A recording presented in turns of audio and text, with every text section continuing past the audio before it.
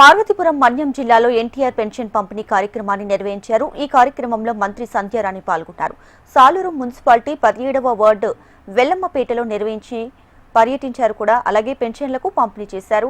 ప్రభుత్వం పేద ప్రజల సంక్షేమం కోసం కట్టుబడి పనిచేస్తుందని స్పష్టం చేశారు. ఎన్టీఆర్ పెన్షన్ పథకం ద్వారా ఆర్థిక సహాయం, జీవన ప్రమాణాలు మెరుగుపరచడమే ప్రభుత్వ లక్ష్యమని మంత్రి సంధ్యారాణి అన్నారు.